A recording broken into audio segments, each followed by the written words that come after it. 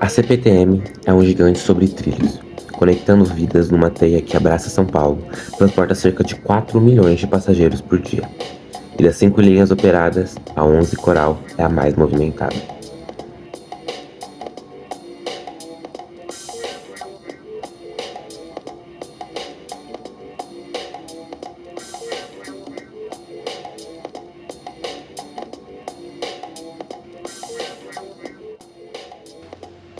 Os trens da CPTM percorrem cerca de 65 mil quilômetros por dia, o que equivale a uma volta e meia em torno da Terra, em quase 1.700 viagens programadas. Juntas, as 5 linhas da CPTM somam 196 km de extensão, dos quais 95 km estão na capital paulista, que conta com 26 estações do total de 57. A CPTM atende os moradores de 18 municípios, contando com a capital, e suas linhas são a linha 7 Rubi, que conecta a região central da capital com Jundiaí, a linha 10 Turquesa, que liga a região sul da capital com Rio Grande da Serra, a linha 11, que liga a região central com Mogi das Cruzes, a linha 12 Safira, que liga a região leste com Poá, e a linha 13 Jade, que liga a região central da capital com o aeroporto de Guarulhos. A história da CPTM começa misturada às primeiras ferrovias de São Paulo. As primeiras linhas de trem de São Paulo são a linha 7 e a linha 10, que foram abertas pela companhia inglesa São Paulo Railway no ano de 1867, seguidas das linhas 8 pela Estrada de Ferro Sorocabana e linha 11 pela Estrada de Ferro do Norte no ano de 1875. Em 1934, foi a vez de ser aberta a variante de Poá, hoje chamada de linha 12 Safira. E por último, a linha 9 Esmeralda, que até pouco tempo era caçula da CPTM, que foi inaugurada em 1957. Os anos foram se passando e o serviço foi se transformando.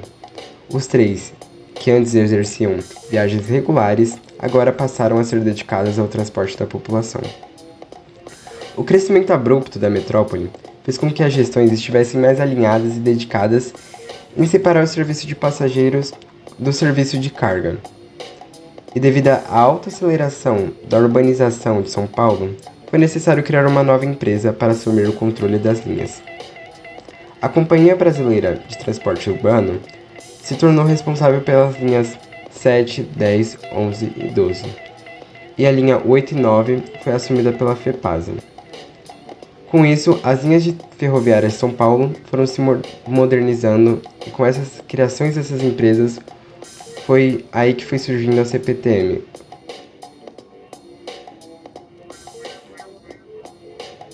A fundação da CPTM foi oficialmente no dia 28 de maio de 1992, durante a gestão do governador Luiz Antônio Fleury. Nesse período, a FEPASA já havia atingido o ápice de sua operação. Já a CBTU operava um serviço consideravelmente precário e perigoso, não sendo raras as notícias em jornais que citavam os acidentes envolvendo surfistas e falta de segurança dentro e fora dos trens. A CPTM começou a assumir as operações do sistema ferroviário pelas linhas da CBTU no ano de 1994, e 2 anos depois ela recebeu autorização para operar as linhas da FEPASA.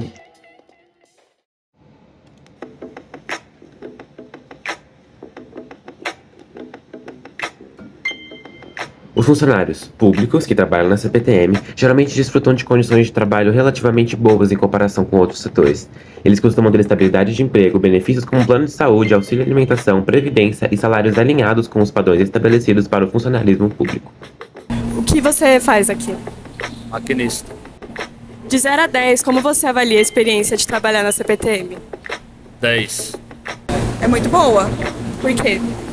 Porque é uma empresa grande, é uma empresa que dá conta do serviço que ela se propõe a fazer com eficiência. A gente transporta milhares de pessoas todos os dias. No entanto, as ressalvas e preocupações muitas vezes estão ligadas às propostas de privatização. É a pior coisa que vai acontecer, porque a gente já tem experiências de terceirização, privatização, que nenhuma delas até hoje funcionou, né? Totalmente contrária à privatização da CPTM, acho que não tem necessidade alguma. É uma empresa que ainda tem campo para crescer, ela tem condição de se desenvolver se tiver a verba para poder fazer isso, tanto com expansão de rede mesmo, de malha ferroviária, quanto da prestação de serviço.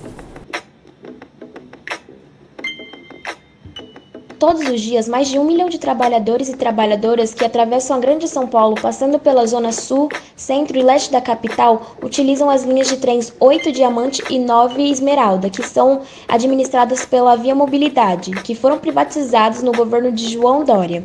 Os frequentadores enfrentam grandes problemas para chegar em seus locais de trabalho, hospitais ou escolas. Em muitos dias não conseguem chegar a lugar nenhum por conta das falhas e acidentes nos trens, inclusive com a perda de vidas, como ocorreu com um trabalhador que foi eletrocutado em março do ano passado ao fazer uma manutenção. Este é mais um dos casos em que a privatização dá lucro para quem compra, prejuízo aos cofres públicos e principalmente a toda a população que é obrigada a conviver com péssimo atendimento dos serviços e ainda pode sofrer com aumento nas tarifas. Além da população pagar mais caro pelos serviços ruins prestados, as privatizações também promovem desemprego. No caso de São Paulo, são mais de 6.300 trabalhadores que correm o risco de ficar sem trabalho se o governador do estado, Tarcísio de Freitas, levar adiante seu projeto de privatizações das demais linhas 7, 10, 11, 12 e 13 da CPTM, que percorrem o interior até a capital de São Paulo. Os dirigentes das concessionárias e seus acionistas vão trabalhar com a ideia da redução de custo. Um grande exemplo são as linhas 8 e 9 da Via Mobilidade. Toda a programação da manutenção, a quantidade de efetivo e treinamento de efetivo é tudo de péssima qualidade. Não é por causa das pessoas, mas sim porque a gestão da empresa vai visar reduzir os custos. Veja agora o trecho de uma reportagem do canal UOL sobre a privatização dos serviços de transporte público.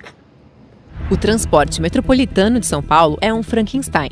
Tem serviços terceirizados, linhas privatizadas e públicas. Os ônibus e a maior parte do metrô e da CPTM são responsabilidade da prefeitura e do governo do estado. Mas 4 das 13 linhas de metrô e trem que existem são cuidadas pela iniciativa privada, empresas do grupo CCR. Hoje, toda vez que você carrega o bilhete único, o dinheiro cai em uma conta geral e só depois é dividido entre as empresas. E essa divisão segue uma ordem de prioridade. Mas o que seria essa prioridade? É assim, a SP Trans, que é da prefeitura, fica com mais de 50% do repasse. O que faz sentido, porque a rede de ônibus é muito maior do que a de metrô e trem. Mas é daqui pra frente que a história fica estranha. As 4 próximas linhas que mais recebem dinheiro são as de empresas privadas. A Via 4, que cuida da linha 4 amarela, seguida da Via Mobilidade, responsável pelas linhas 5 Lilás, 8 Diamante e 9 Esmeralda. As outras 9 linhas públicas do metrô e da CPTM ficam com o que sobra. E aí você pode pensar que essas linhas privatizadas recebem mais, porque afinal de contas transportam mais pessoas. Mas não é isso que acontece. As privatizadas não transportam nem metade dos passageiros das públicas. Qual a sua opinião sobre a privatização da CPTM? Assim, eu acho que não é uma coisa boa, principalmente por conta do... Porque, por exemplo, eu tava vendo uma reportagem esses dias sobre pra onde vai esse dinheiro. Só 2,5%, eu acho, que se eu não me engano, vai para a CPTM e para o metrô. Essa privatização é para os grandes fundadores, basicamente.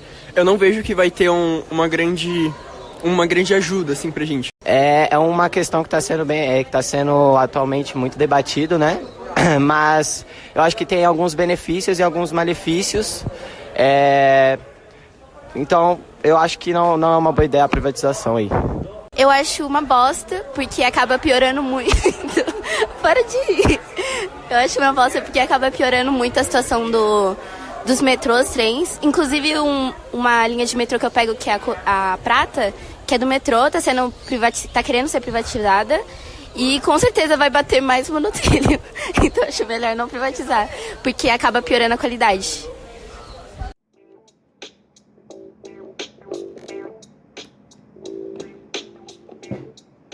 As greves representam uma forma de expressar preocupações coletivas, insatisfações e buscar mudanças significativas nas condições de trabalho através de negociações. É importante observar que as greves são ferramentas de último recurso e geralmente são escolhidas quando outros métodos de resolução de conflitos não foram bem-sucedidos. As razões para as greves são variadas e refletem as preocupações específicas dos trabalhadores. Podem incluir condições de trabalho insatisfatórias, salários injustos, faltas de benefício adequados, práticas laborais injustas, entre outros. As greves também podem ser uma resposta a mudanças prejudiciais na administração ou à ameaça de demissões em massa. Em 2014, os trilhos da CPTM tornaram-se palco de uma história que revela os desafios enfrentados pelos trabalhadores de segurança. Em uma ocasião marcante, um vigilante encarregado de proteger os trilhos contra roubos de cabos compartilhou sua experiência. Dia após dia, o segurança relatado enfrentava jornadas de trabalho de até 12 horas, sem intervalos adequados para descanso. Ele permanecia nos trilhos apesar de não haver abrigo ou qualquer lugar para se proteger de intempéries. A falta de banheiros, locais adequados para alimentação e até mesmo água destacavam a negligência das condições de trabalho. Essa denúncia serve também para as motivações às greves feitas pela CPTM.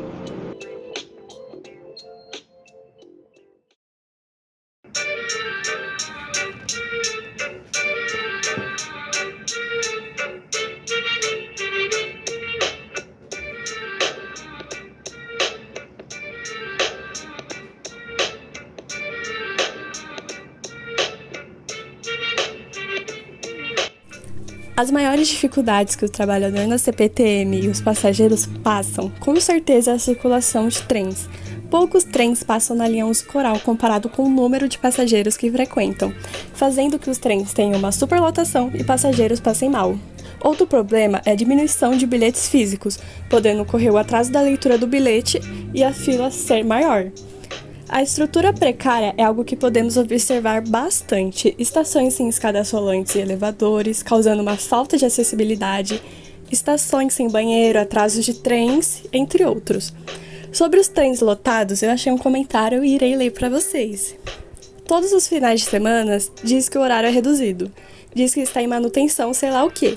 Só que na semana que as pessoas vão trabalhar, minhas filhas que moram aqui em São Paulo sofrem muito, porque nos finais de semana está em manutenção e na semana tudo quebrado. Não dá para entender, afirmou a aposentada Maria Aparecida dos Santos. Bom, gente, eu sou a Duda, né? Falei meu nome. O que eu acho sobre a CPTM? Quando eu pegava o CPTM, eu odiava. Quando tinha que sair 5 e pouco, eu odiava. Era aquele mufo que parecia um monte de sardinha num negócio só. Qual o seu nome? Paula. De 0 a 10, como você avalia a experiência de utilizar o trem? 4. Por quê? Porque é cheio, porque é demorado, porque não tem... As pessoas não têm respeito, se tem idoso, se tem grávida, se tem deficiente. 6. Por quê? Porque às vezes para no meio do caminho, aí eu chego atrasado no trabalho, na faculdade.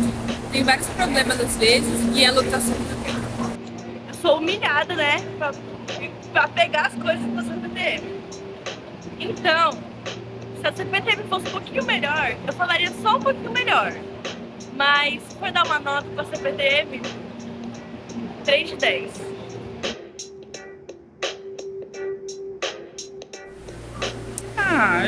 A gente tem a ilusão de que algum dia isso vai mudar. Mas eu pego trem há 40 anos, né? Acredito que desde que a minha mãe estava grávida de mim, ela já pegava trem. E já era precário para ela. Eu tenho 2 filhos e sei que os meus filhos vão sofrer mais ainda do que eu já estou sofrendo hoje em dia. Reclamar não adianta. Na realidade, eles precisam ter interesse em mudar isso. Mas não tem.